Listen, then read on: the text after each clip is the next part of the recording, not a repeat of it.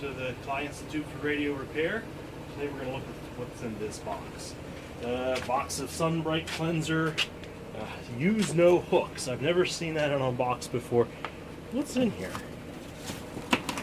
This box has been undisturbed for a long time. Let's get this thing out and see exactly what it is.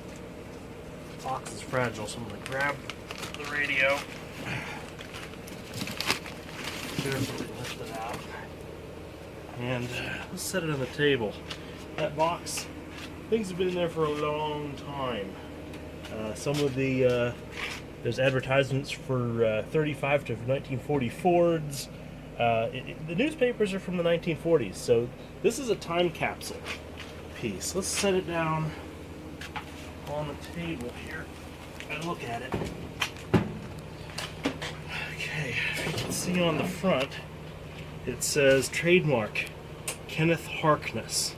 Well, what do we know about Kenneth Harkness is that he was a early radio engineer. He had his own company, and it looks like it came from him, but this is fairly late for him.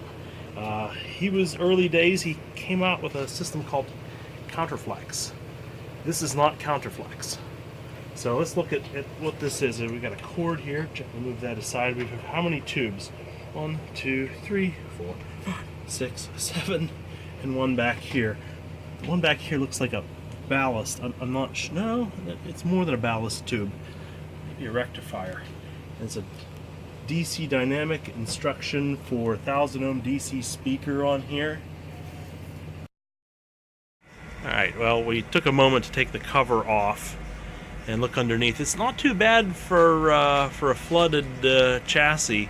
And this came from a friend of mine, K3HQI, Ralph. His basement flooded one time and needed to clean some things out. So this was an unusual piece. I saw this in the box, as you saw in the first part of the video, and I'd never seen anything like it before, so I had to have it. So some components that look pretty recognizable. You know, this actually has its rating on there. This is missing the label, so that might be a bit of a challenge for us. Tube sockets all look good. There's another Sprague capacitor there, and midget. Look at that in focus. And a couple of coils.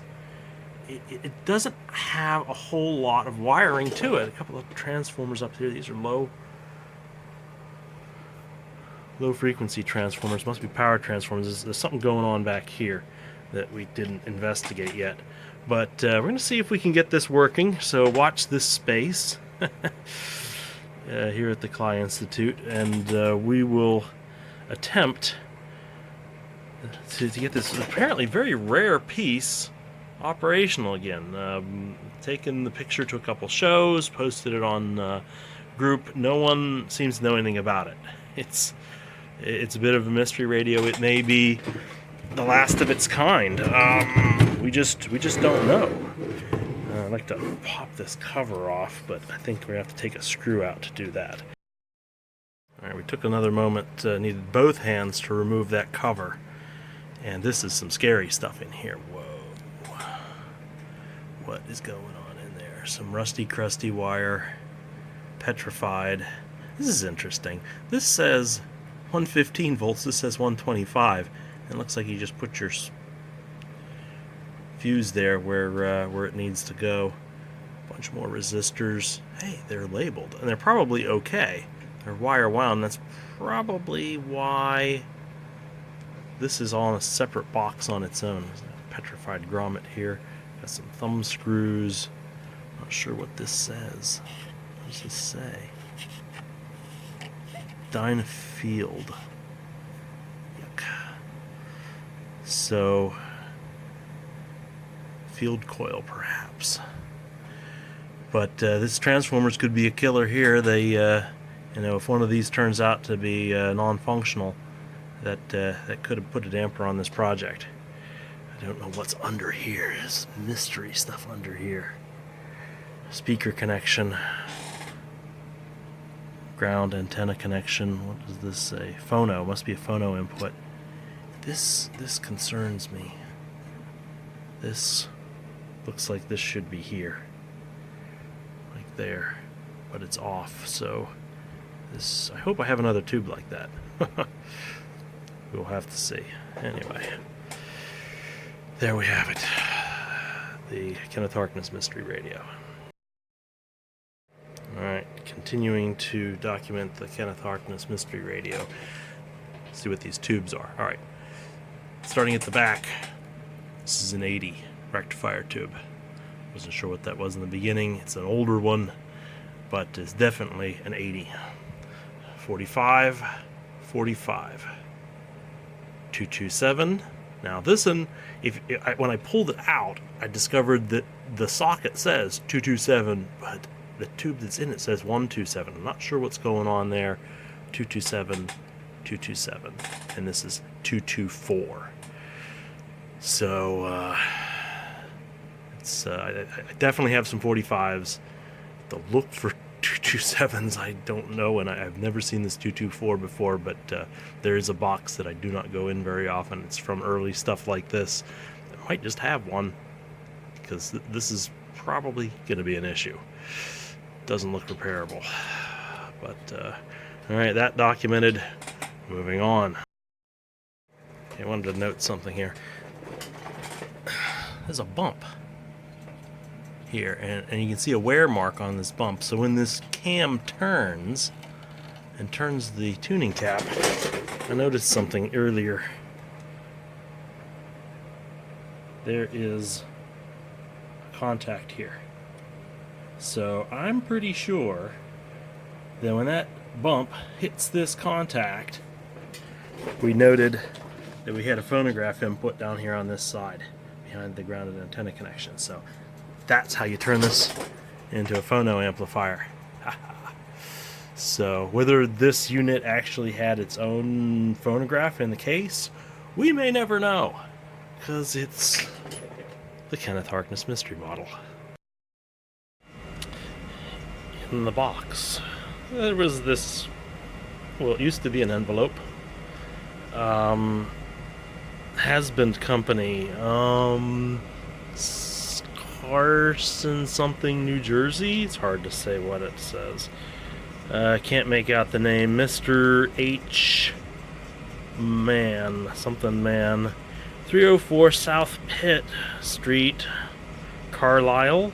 Is that Carlisle, Pennsylvania? Don't know. The stamp says Patterson, New Jersey, which that's where somewhere near where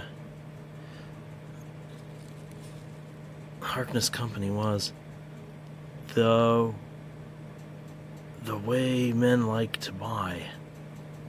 Hay Band Co.